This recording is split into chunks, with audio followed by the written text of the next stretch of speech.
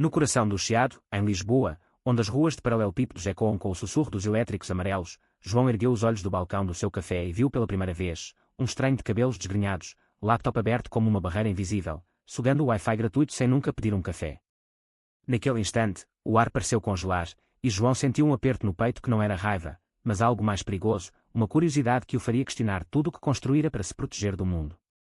3 anos após o escândalo que o forçara a fugir do Porto, ele jurara nunca mais deixar que um olhar errante o desarmasse, mas ali estava, o gatilho perfeito para uma tempestade que ele nem imaginava estar prestes a desatar. João limpou as mãos no avental poído, o cheiro de grãos torrados misturando-se ao sal do Tejo que entrava pela porta aberta, e aproximou-se da mesa do intruso com passos deliberados, o coração batendo como o sino da igreja de São Roque ao longe. Desculpe, senhor, disse ele, a voz firme mas com um tremor que só ele percebia, o Wi-Fi é para clientes. Um expresso, talvez.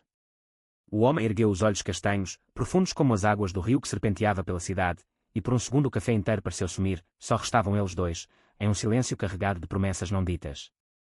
Ele se chamava Miguel, como João descobriria mais tarde, um ilustrador freelance de 28 anos que chegara a Lisboa fugindo de um casamento arranjado em Évora, onde a família o via como o filho perfeito para perpetuar tradições que sufocavam sua alma.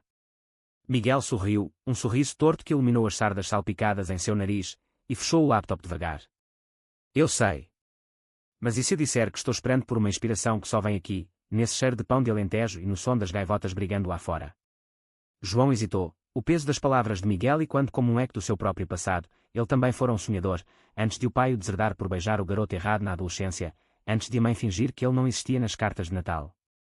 Ele serviu o expresso sem cobrar, um gesto impulsivo que o fez amaldiçoar a si mesmo enquanto voltava ao balcão, mas Miguel não saiu.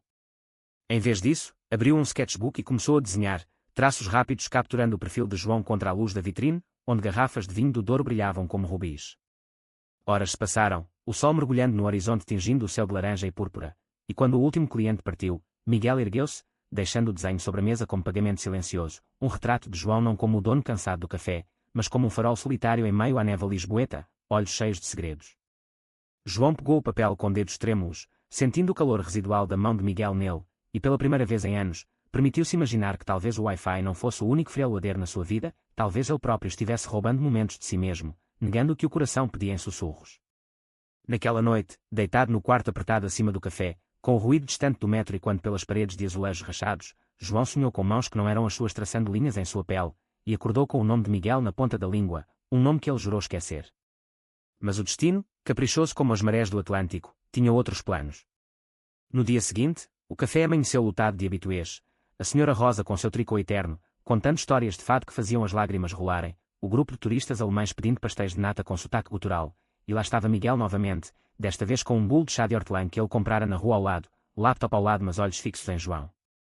Eu voltei pelo desenho, mentiu Miguel, mas seus olhos traíam a verdade, era pelo homem por trás do balcão, pelo jeito como João ria baixinho ao errar uma conta, pelo vinco entre suas sobrancelhas quando limpava a máquina de expresso com precisão militar. Conversa fiada fluiu como o vinho tinto que João servia às tardes, sobre o calor sufocante de julho em Lisboa, sobre como o Chiado mudara desde os anos 90, quando as rádios tocavam Amália Rodrigues e os casais se beijavam nas sombras dos arcos. Mas sob a superfície, correntes subterrâneas puxavam, Miguel confidenciou, entre golos de chá, sobre a família conservadora em Évora, os olhares de reprovação do tio padre nas missas de domingo, o noivado forçado com uma prima que ele mal conhecia. Eles acham que sou o herdeiro perfeito, mas eu só quero desenhar o que sinto, não o que esperam de mim. João assentiu, mordendo o lábio, recordando o próprio exílio do Porto, onde o pai o chamara de aberração, após flagrá-lo com o vizinho na garagem, o som da porta batendo e quando como um verdito final.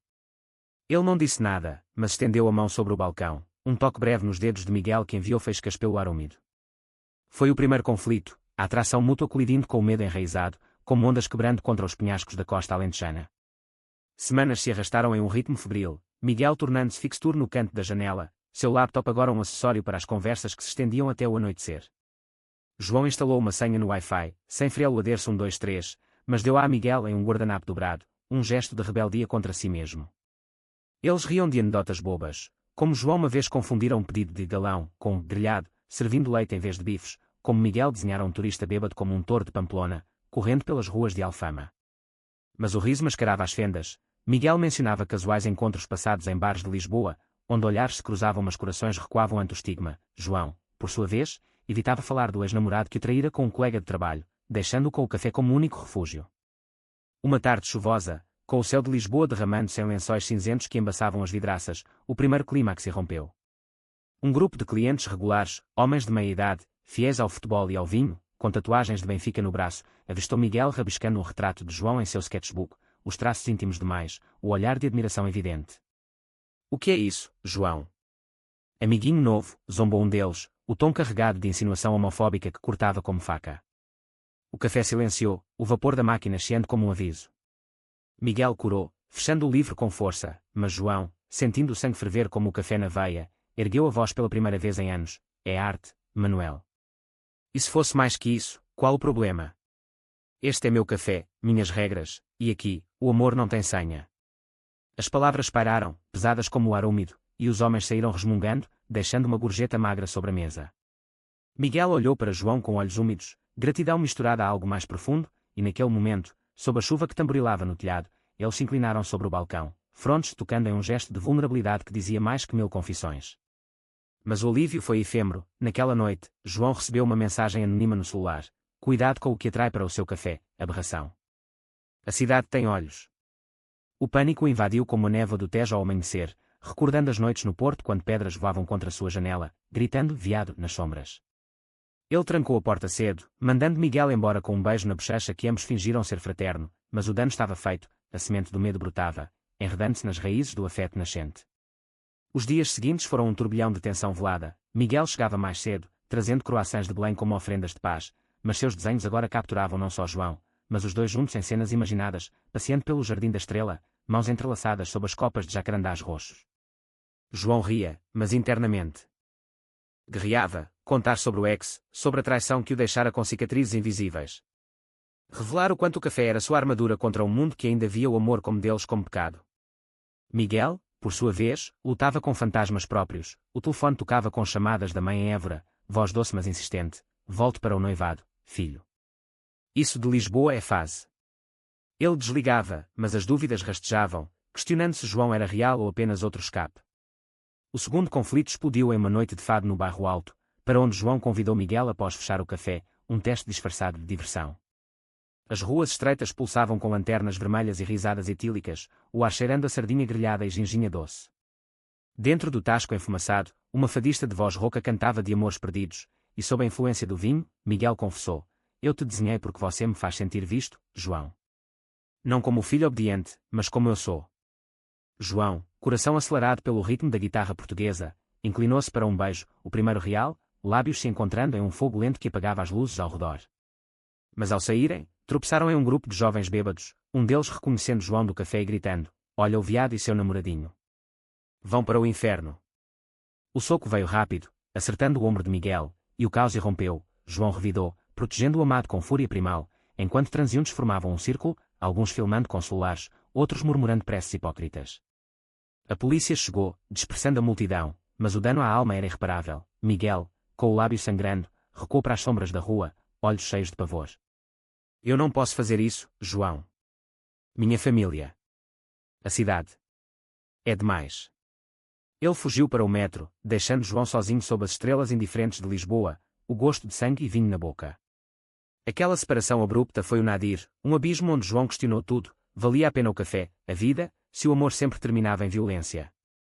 Ele barricou-se no trabalho, ignorando as mensagens de Miguel, o Wi-Fi agora bloqueado até para os fiéis, um símbolo de sua muralha reconstruída.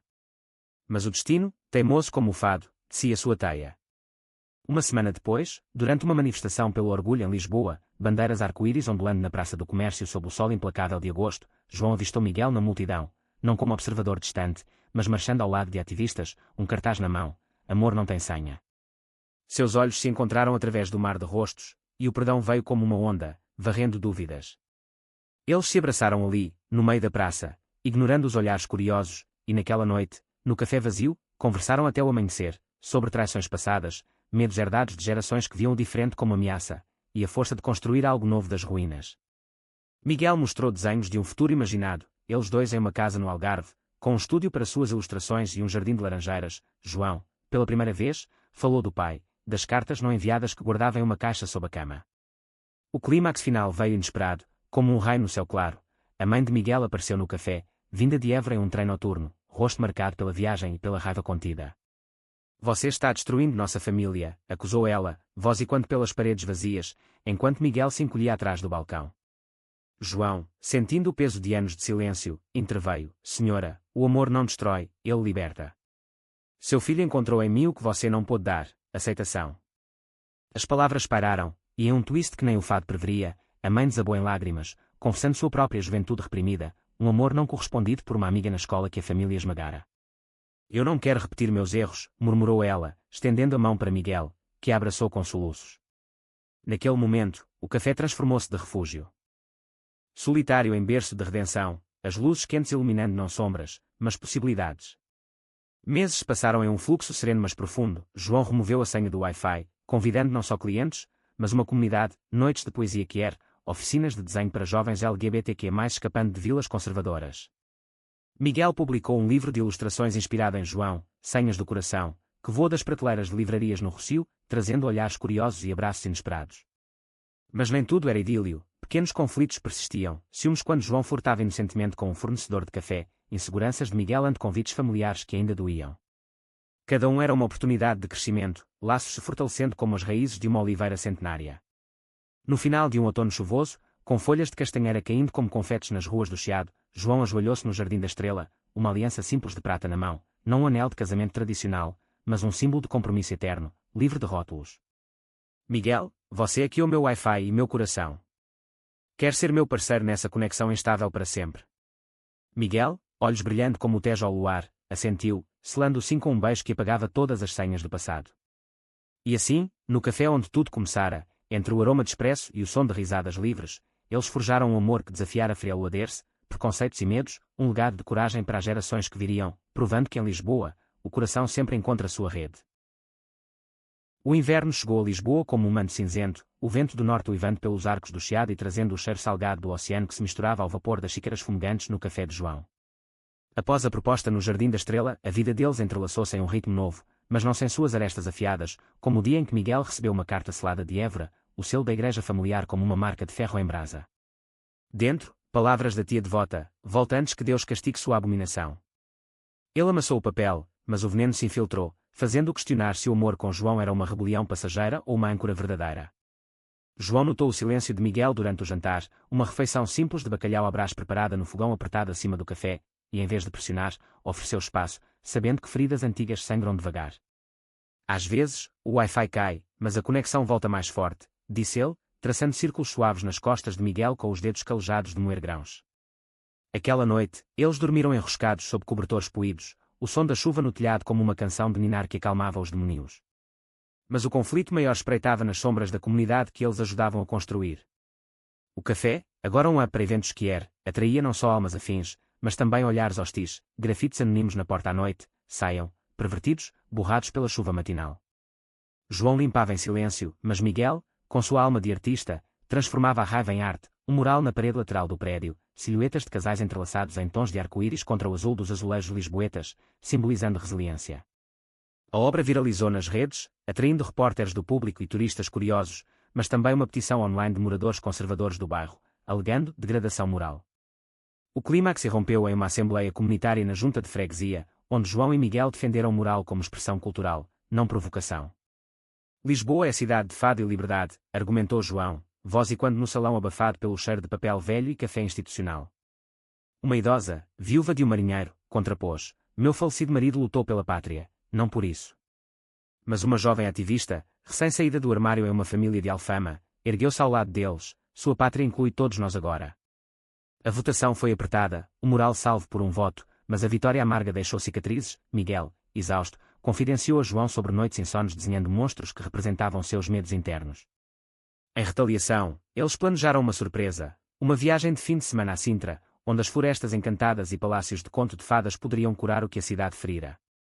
No trem de Cascais, com o mar cintilando ao lado das janelas embaçadas, Miguel abriu seu sketchbook, revelando páginas dedicadas a João, não retratos estáticos, mas narrativas visuais de sua jornada, do café solitário ao abraço sob as bandeiras do orgulho. Você me ensinou que amor é ação, não só sentimento, murmurou ele, enquanto o trem chacoalhava pelas curvas.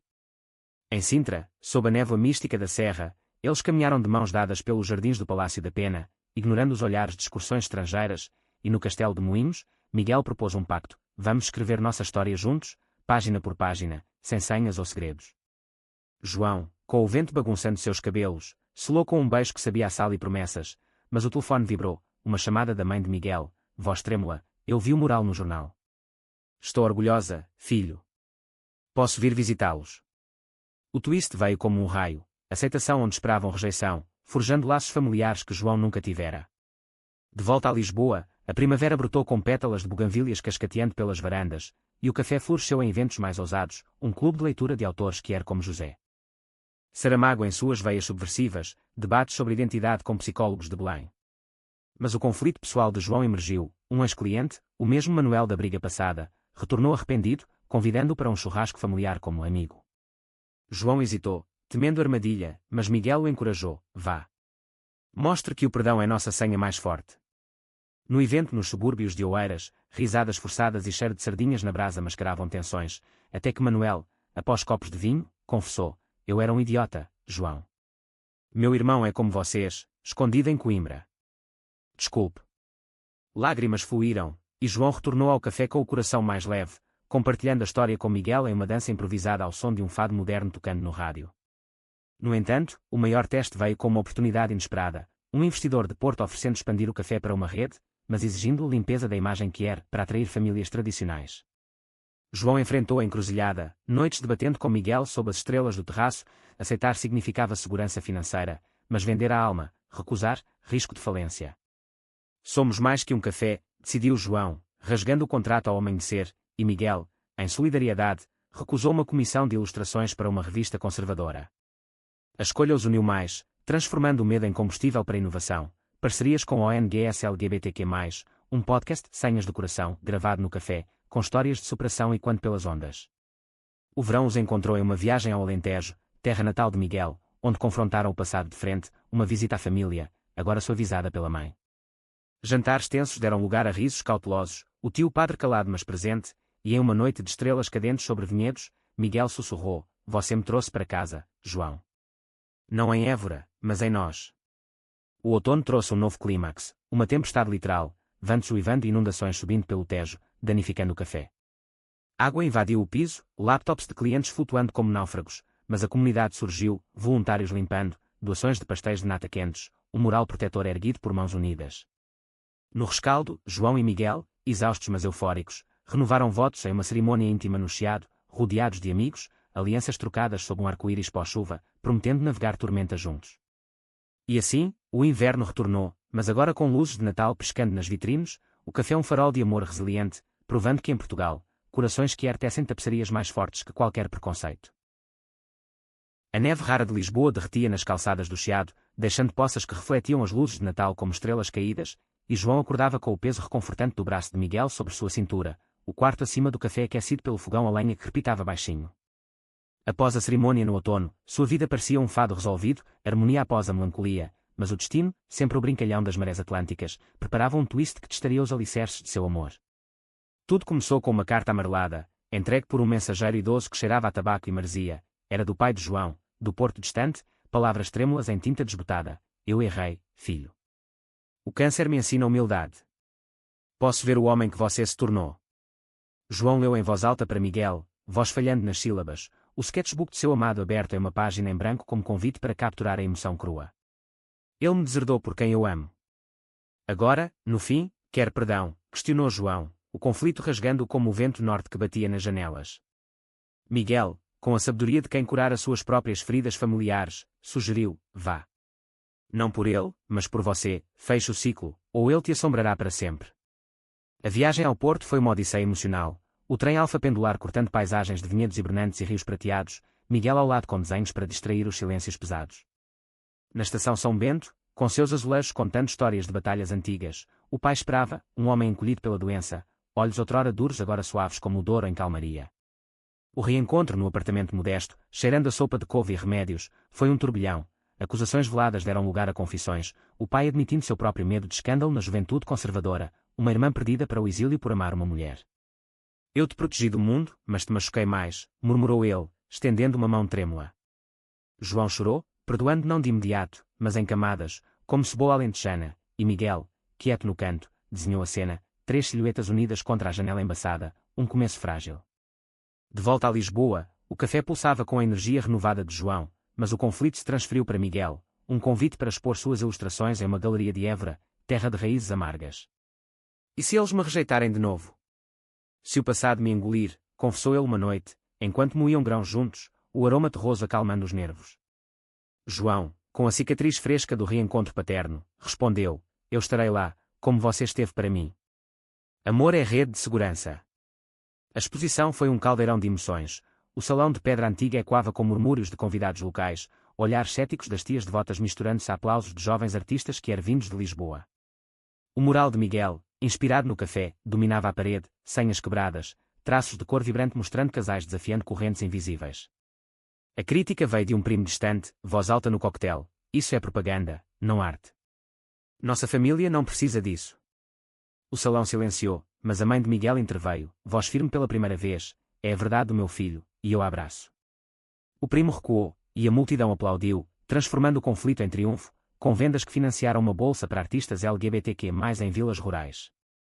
Mas o twist pessoal veio em uma calmaria aparente. João descobriu uma mensagem no celular de Miguel, de um ex-ficante de Coimbra, convidando para relembrar velhos tempos, durante uma viagem solo para uma convenção de ilustração. Ciúme, esse monstro de olhos verdes como as vinhas do Douro, roeu o peito de João, fazendo-o questionar se o passado sempre espreitava, pronto para roubar o presente. Ele confrontou Miguel no café, após o fechamento, voz e quando entre mesas vazias: você ainda sente algo por ele? Somos reais, ou só um pit stop? Miguel, ferido pela dúvida, rebateu: você duvida de mim porque seu pai te deixou inseguro. Eu escolhi você, todos os dias. A briga escalou, palavras cortantes como facas de cozinha, até que Miguel saiu porta afora, para as ruas chuvosas do Chiado, deixando João sozinho com o eco de arrependimento. Horas de angústia se arrastaram, João limpando obsessivamente o balcão, imaginando um futuro sem o calor de Miguel. O turning point veio ao amanhecer. Miguel retornou, encharcado mas determinado, com um desenho novo, eles dois como faróis em uma tempestade, luzes entrelaçadas.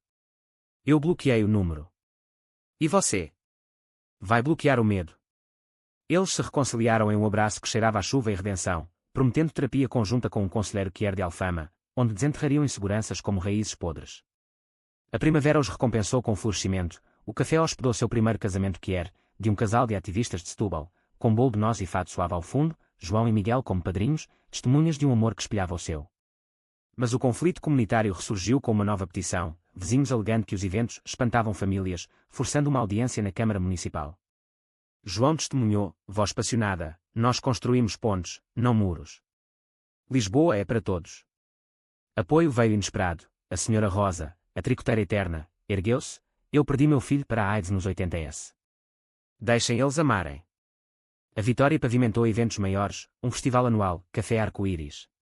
No verão escaldante, uma viagem ao Algarve testou sua intimidade, praias de areia dourada e falésias dramáticas, onde Miguel ensinou João a surfar, ondas quebrando medos como espuma. Uma noite, sob estrelas como confetes, Miguel revelou um segredo: estou grávido de ideias, vamos adotar, um dia. Criar uma família que er. João, coração inchando, assentiu, sonhando com risadas infantis no café. O outono trouxe o clímax anual, o lançamento do segundo livro de Miguel, Rede Eterna, com dedicatória a João, em uma livraria lotada no Rossio. Críticos aplaudiram, mas o manifestante conservador interrompeu, gritando objeções, só para ser silenciado por uma multidão unida cantando o hino do orgulho.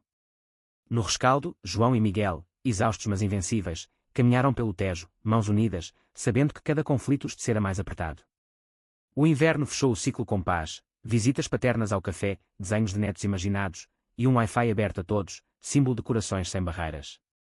Em Portugal, seu amor provava, conexões verdadeiras sobrevivem a qualquer tempestade.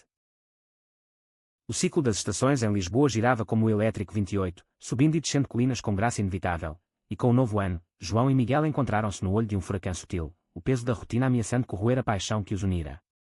O café, agora um ícone que era no Chiado, exigia mais, pedidos intermináveis de pastéis de nata, imãs de colaborações de galerias em Madrid, noites em que colapsavam exaustos sem tempo para sussurros. Estamos vivendo para o mundo, não um para o outro, murmurou Miguel uma manhã, enquanto desenhava rascunhos à mesa do canto, o sol filtrando pelas cortinas de linho como um lembrete dourado de verões passados. João, moendo grãos com vigor mecânico, sentiu o aperto familiar da dúvida: era isso o amor maduro, ou apenas sobrevivência disfarçada. O conflito interno fervia baixo até explodir em uma viagem planejada ao Douro, terra de vinhos e vales esculpidos pelo tempo, um refúgio para reacender chamas. No trem, com vinhedos desfilando como tapeçaria viva, eles prometeram desconectar, sem laptops, sem celulares, só o ritmo do rio e conversas profundas. Mas o twist veio na primeira noite, em uma quinta centenária perto de Pinhão. Um jantar com enólogos locais revelou um segredo de João. Ele herdara uma pequena vinha do pai, antes da doença, uma herança rejeitada por orgulho, agora oferecida como ponte. Quero que a gente cuide dela juntos, confessou ele, copo de Porto Tinto tremendo na mão. Miguel, olhos arregalados, viu não só terra, mas legado. Mas e se eu não for do campo? Sou artista urbano, não fazendeiro. A discussão se acendeu sob estrelas vinícolas, medos de mudança colidindo como uvas esmagadas, João temendo estagnação, Miguel ancoragem prematura. Eles dormiram de costas, o silêncio mais alto que o canto dos grilos, mas ao amanhecer, caminhando pelos terraços de videiras, Miguel esboçou a visão, um retiro artístico na vinha, workshop sequer entre colheitas. Vamos misturar nossos mundos, propôs, e João, vendo o futuro em traços de lápis, beijou ali, o cheiro de terra úmida selando a paz. De volta a Lisboa, o conflito externo irrompeu. Uma revista sensacionalista publicou um artigo difamatório, o café gay que está matando o chiado tradicional, com fotos roubadas de beijos e alegações de recrutamento. O café esvaziou por dias, clientes fiéis hesitantes ante o estigma renovado, e João, furioso, considerou processar, mas Miguel aconselhou arte sobre raiva. Vamos responder com uma exposição pop-up, transformando o ódio em história. O evento foi um sucesso caótico, o café transbordando com apoiadores, performances de poesia e fado reinterpretado, mas um infiltrado, um repórter disfarçado, provocou briga, derrubando prateleiras de xícaras. No caos, João protegeu Miguel, empurrando o agressor para fora, só para ser agredido verbalmente por um grupo de curiosos hostis. Vocês destroem tudo que é puro. A polícia interveio, mas o trauma deixou Miguel retraído, questionando se Lisboa, cidade de luzes, sempre carregaria sombras. Em uma sessão de terapia no consultório aconchegante de Alfama, com incenso de lavanda e vista para o castelo, eles desempacotaram, João admitindo seu medo de perda, enraizado no pai, Miguel, sua culpa por trazer perigo. O terapeuta, uma mulher trans de voz calma como o Tejo, guiou, amor é dança, não batalha. Escolham passos juntos. Fortalecidos, eles lançaram uma campanha online, Meu Café Meu Amor, histórias de clientes compartilhadas, inundando as redes e silenciando atas com solidariedade.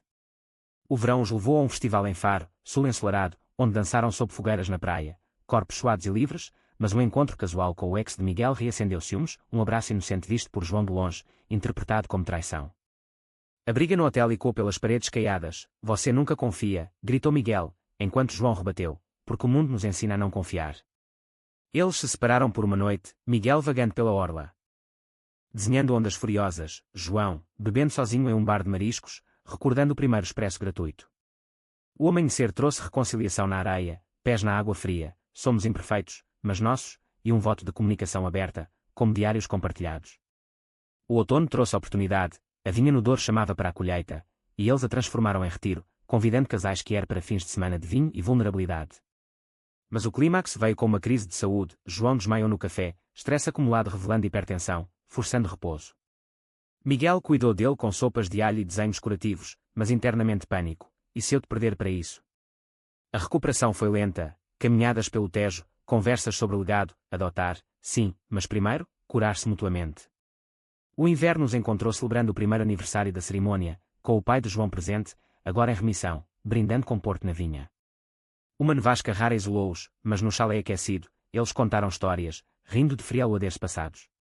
O ano fechou com o café expandindo, um pop-up na vinha, provando que amor quer floresce em solos improváveis, resistente como as uvas do Douro. Com a primavera pintando Lisboa de rosa e branco nas ameixeiras do Rocio, João e Miguel mergulharam em um novo capítulo, o ar carregado de possibilidades como o perfume de jasmim nas varandas do Chiado.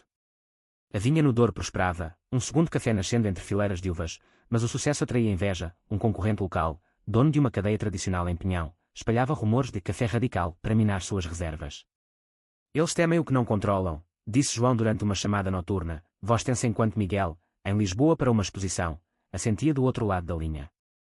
O conflito comercial escalou quando inspeções surpresa da saúde fecharam o pop-up por irregularidades, uma armadilha clara, deixando-os endividados e exaustos. Miguel, sempre o visionário, propôs, vamos expor a verdade, um documentário sobre nossa jornada, do Wi-Fi ao vinho. Com um cineasta que era de Coimbra, eles filmaram cenas cruas de colheitas suadas, confissões à câmara sobre preconceitos rurais, o primeiro beijo no café revivido em takes emocionais. Mas o twist pessoal veio durante as filmagens. O cineasta, um homem carismático de olhos penetrantes, flertou abertamente com Miguel, comentários sutis sobre inspiração mútua que João flagrou em um monitor. Ciúme, esse velho conhecido, irrompeu em uma discussão acalorada nos vinhedos ao pôr do sol, uvas maduras esmagadas sob pés nervosos. Você ri das piadas dele como ria das minhas no começo, acusou João, voz e quando pelas colinas. Miguel, ferido, rebateu, é trabalho, não traição. Você vê fantasmas onde há só câmaras. A briga culminou com Miguel partindo para Lisboa sozinho, o trem levando para longe como um rio em cheia, deixando João colher uvas solitário, lágrimas misturando-se ao suco doce. Dias de silêncio radioativo se seguiram, o documentário pausado, até que uma chamada da mãe de Miguel quebrou o gelo. Vocês são família agora. Lutem juntos, não um contra o outro. Inspirado, João viajou ao sul, surpreendendo Miguel na galeria com um buquê de flores silvestres do Douro. Eu errei, vendo inseguranças em vez de confiança. Filme Nosso Amor Real, com falhas e tudo. A reconciliação foi filmada espontaneamente, um beijo sob luzes de estúdio, cru e verdadeiro, que se tornaria o coração do documento. O verão trouxe o lançamento, Senhas do Vinho, estreado no Festival de Cinema de Évora, ironicamente na terra natal de Miguel. A plateia mista, conservadores locais e aliados urbanos, prendeu a respiração nas cenas de conflito, aplaudindo de penas de redenção. Mas o clímax veio pós-exibição. O concorrente confrontou-os no lobby, admitindo sabotagem por medo de perder clientes para modismos, só para ser confrontado pela multidão. Modismo é amor. A confissão viralizou, restaurando a reputação e fechando o pop-up com chave de ouro. No outono, uma bênção inesperada, a adoção de um cachorro resgatado de uma praia alentejana, Friel Lader, um vira-lata esperto que se tornou mascote do café, simbolizando segundas chances. Mas o conflito interno de Miguel emergiu, burnout artístico, páginas em branco apesar de prazos, questionando sua identidade além de João. Sou mais que o desenhista do nosso amor, confessou em uma caminhada pelo jardim botânico, folhas outonais caindo como confetes melancólicos. João, sábio das próprias pausas, sugeriu um sabatical, vá para o Alentejo sozinho, encontre seu traço perdido. Miguel partiu relutante, para uma cabana isolada perto de Monsaraz, onde o silêncio das planícies o confrontou com memórias, o noivado forçado, desenhos escondidos na juventude. Semanas de solidão produziram um portfólio novo, paisagens que figuras solitárias florescendo em desertos emocionais. Seu retorno a Lisboa foi um banquete de reconexão, desenhos presentes para João, provando crescimento. O inverno os pegou em uma aventura, escalada na Serra da Arrábida, picos rochosos testando limites físicos como metaforicamente os emocionais. 1. Deslize de João em uma trilha escorregadia, tornozelo torcido, pânico de queda literal, forçou Miguel a guiá-lo descendo, laços fortalecidos na vulnerabilidade. Recuperando em casa, com chás de camomila e histórias, eles planejaram o futuro, expandir o retiro para incluir terapia de casais, um legado de cura. Mas o maior twist veio com uma gravidez surpresa, não biológica, mas de ideia, um bebê humano, via fertilização in vitro com uma amiga portadora, um sonho discutido em sussurros noturnos. Consultas em clínicas de Belém trouxeram medos, e se o mundo ainda nos julgar como pais, questionou João. Miguel, desenhando ultrassons imaginados, respondeu, nós os ensinaremos a amar sem senhas. O ano terminou com neve em Lisboa, o café decorado com luzes, Friel Lader latindo para flocos, e um brinde ao bebê vindouro, um ciclo de amor que se renovando, resiliente como as estações portuguesas. O ventre de esperança crescia devagar, como as uvas no Douro aguardando o sol, e com a primavera, João e Miguel navegaram as ondas da expectativa parental em Lisboa, o chiado florescendo ao redor como um berço natural. Ultrassons ecoavam corações minúsculos na clínica de Belém, mas o conflito veio disfarçado de alegria, a escolha de nomes reacendeu fantasmas, João querendo homenagear o pai redimido, Miguel temendo repetir padrões familiares.